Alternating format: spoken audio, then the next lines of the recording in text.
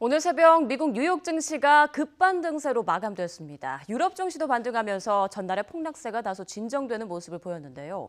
우리 증시에 미칠 영향과 또 앞으로의 전망까지 살펴보겠습니다. 정철진 경제평론가와 함께합니다. 안녕하십니까? 네, 안녕하십니까? 네.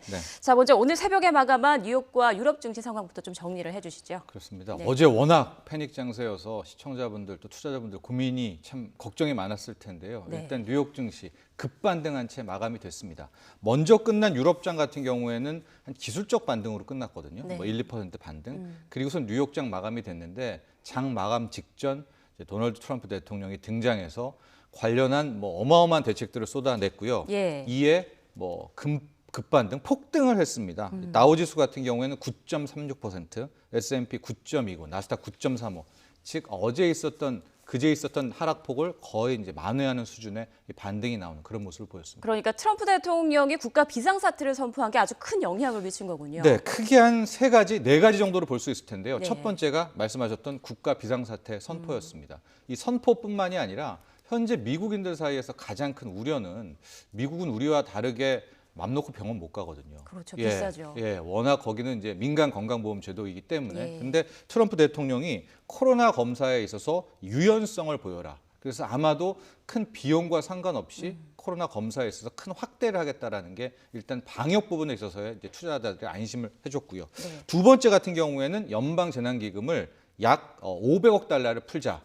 이게 한 55조, 60조 정도 되는 거거든요. 이런 재정이 하나가 있었고요. 네. 또 하나가 이제 유가 부분에 있어서 그동안에 사우디아라비아와 러시아와 뭐 전화 걸고 해도 말 안 듣고 하니까 무슨 조치를 내리냐면 이 싼 참에 국제유가가 떨어진 참에 네. 미국의 이 원유 비축치를 최대치까지 매입해라. 다 사들여라. 또 트럼프다운 이제 이야기를 했습니다. 예. 근데 이런 와중에 이제 미국의 중앙인동이죠. 연방준비제도 이사회가 어제는 뭐 3개월, 6개월 정도치의 채권만 매입하고 1년 이내에 단기채만 매입하고 그 정도의 돈만 찍어낸다라고 했는데 네. 본격 양적 완화를 언급을 했습니다. 최대 30년 만기 국채 이뿐만이 아니라 회사채 이상도 사들이고 돈을 풀겠다라는 쓸 수 있는 카드는 오늘 새벽에 거의 다 나오면서 그제의 폭락을 거의 다 고스란히 만회하는 이제 그런 급반등, 뭐 폭등을 보였습니다. 그랬군요. 자, 아까 유럽 증시 얘기도 말씀을 해주셨는데 이제 반등에 성공하지 않았습니까? 네. 그 배경도 좀 설명해 주실까요? 유럽 증시 같은 경우에는 반등은 좀 약했어요. 네. 유럽 같은 경우에 나왔던 게 약 370억 유로. EU 전체에서 재정을 투입한다. 이게 한 50조 원 조금 넘는 돈인데요. 이걸 통해서 한다라고 했었는데 실은 이탈리아에서 안 좋은 소식이 좀 들렸었죠. 사망자가 처음으로 200명 이상 나오면서 맞습니다. 1266명.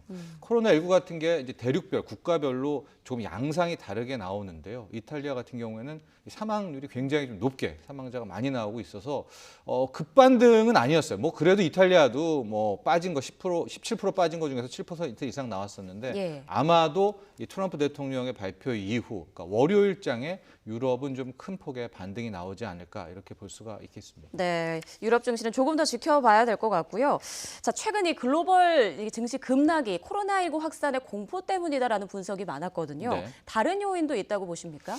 일단 코로나19의 여파가 가장 크다 이렇게 볼 수가 있겠습니다. 예. 코로나19가 처음 겪어보는 경제 충격이거든요. 이제 가령 이게 금융위기라는 것은 금융이 먼저 무너져 버립니다. 그렇다면 실물로 옮기기 전까지 시간이 좀 있잖아요. 그렇죠. 그러면은 뭐 정부도 중앙은행도 뭐 이 시간이 여유라는 게 있는데 코로나19는 동시 타격입니다. 그래서 주가도 대폭락하는 와중에 벌써 여행사 부도 나죠. 항공업계 구조조정 나오죠. 이게 우리나라만의 문제가 아니라 네. 기업, 회사채까지 동시에 여파를 미치니까 정부와 중앙은행이 재정 풀고 막 세금 풀고 금리 인하를 막 하더라도 이게 못 따라잡는 네. 그런 충격이 가장 컸던 것 같습니다.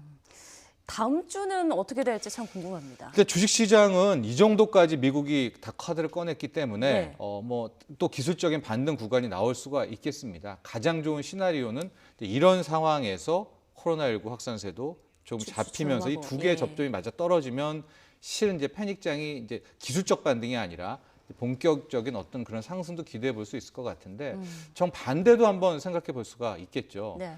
카드를 지금 양적 완화라는 카드도 꺼낸 거나 다름이 없거든요. 네. 아마도 이제 다음 주에 있을 17일, 18일 미국 연준의 FOMC 회의에서 쭉 언급할 겁니다. 뭐 네. 금리를 0.5%포인트를 내리든 7.5%를 내리든 아예 1%포인트를 내리든 양쪽 완화를 다 할 텐데 그때까지 코로나19가 잡히지 않고 오히려 더 확산된다든지 예. 또 이거와 연쇄된 추가 악재, 그러니까 지금부터는 추가 악재가 굉장히 조심해야 될 부분입니다. 예. 분명 오늘 새벽에 나온 미국으로 다음 주에 기술적 반등 구간, 어떤 좀 한숨 돌리는 구간은 나오겠지만 모든 카드를 다 소진했기 때문에 여기에서 우리가 모르는 또 하나의 새로운 악재가 출몰할 시에는 그 다음은 또 대책은 현재로서는 없거든요. 그래서 예.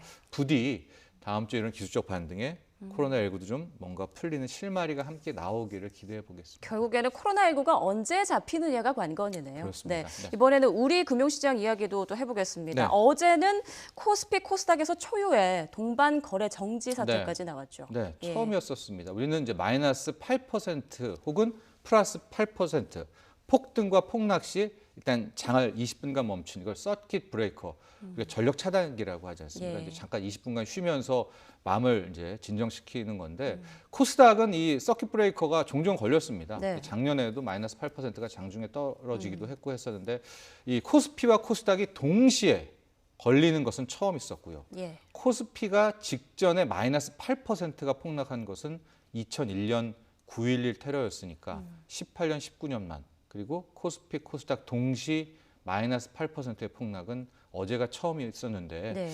그나마 다행인 것이 어제 종가를 보면 낙폭을 상당 부분 그죠. 살짝 올랐죠. 만회를 예. 했습니다. 그 이유가 어제 이제 장후반에 긴급 대통령 주재로 했었고요. 맞습니다. 이다음 이제 이런 것들이 좀 반영됐고 연기금이 대거 또 이제 진입을 해서 시장을 좀 버텨줬는데요.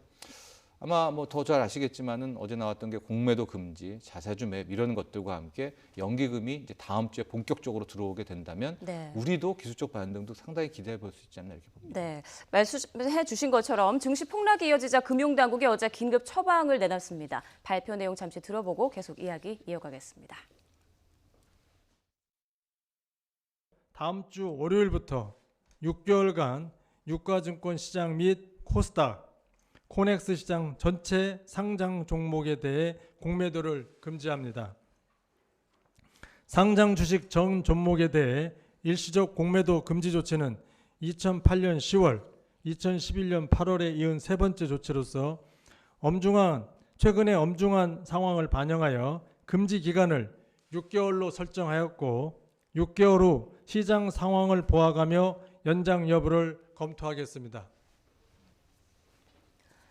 네, 모레 월요일부터 6개월 동안 6달 동안 공매도를 금지한다는 내용인데 네, 그렇습니다. 정확히 어떤 내용인지 설명을 좀 해주시죠. 이 직전에 나왔던 이제 공매도 제한 조치가 좀 약했습니다. 네. 그때 나온 거 불과 한 3일 전, 4일 전에 나왔던 것은 뭐냐? 이제 공매도를 하기는 하되 공매도 과열 종목이라는 거 지정 요건들이 있어요. 그 과열 종목에 지정이 되면 일단 공매도를 못 하거나 쉬게 되는 그런 건데요. 네.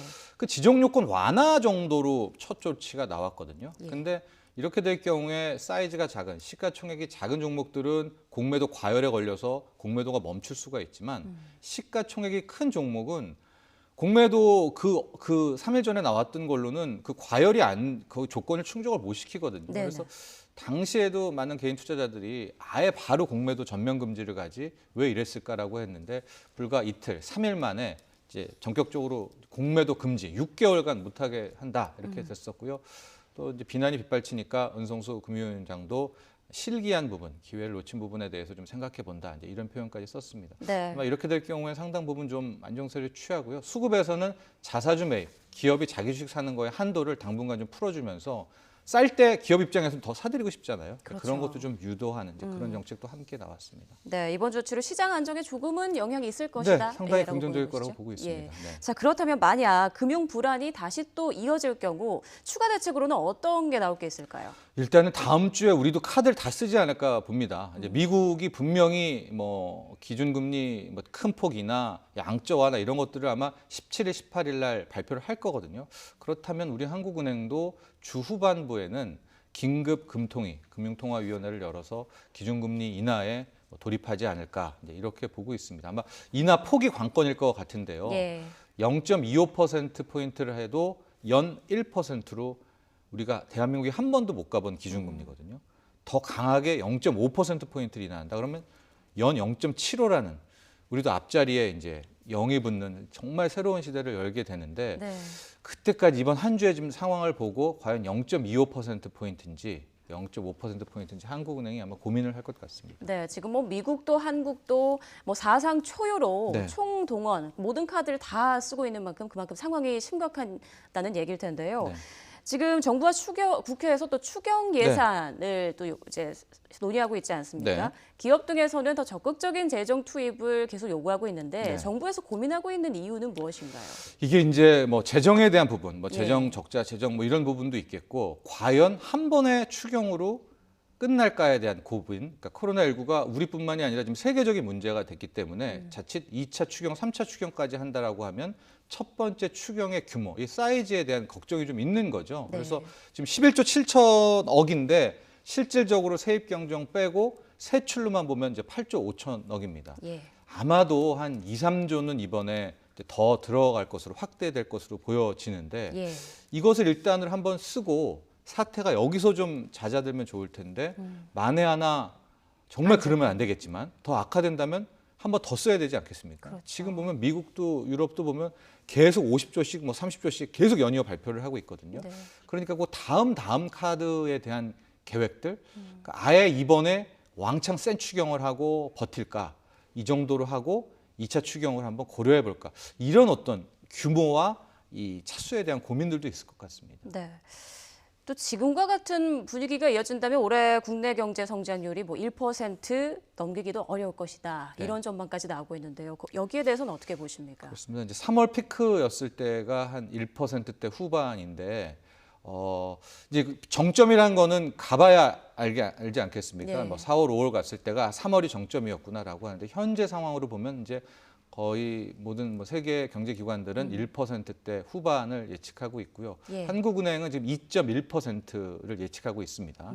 근데 이번에 긴급 뭐 금통위를 열게 된다면 성장률을 하향 조정할 가능성도 있어 보이고 정말 그러면 안 되겠지만 만에 하나 이게 이제 2분기까지 4월, 5월, 6월까지 영향을 미친다면 아마 0%대, 뭐 0.6, 0.8%대 초유의 뭐 경제 성장률을 조심스럽게 예측하는 의견들이 많이 있습니다. 예, 제발 그러지 않기를 바랄 네. 뿐이고요.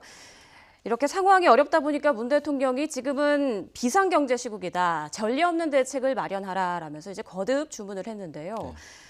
우리 경제평론가님께서 보시기에는 지금 가장 필요한 대책, 준비해야 될 거는 뭐라고 보십니까? 일단은 이제 버티기 싸움인데 왜냐하면 뭐 과거의 모든 이런 전염병 악재 같은 경우에는 전염병의 치료제에 대한 실마리 혹은 확산세가 갑자기 끊어진다라고 하면 이제 결과적으로 V자 반등이 가능합니다. 네. 근데 이번 코로나19의 문제는 그 기간 전에 워낙 타격이 빠르니까 속도가 네.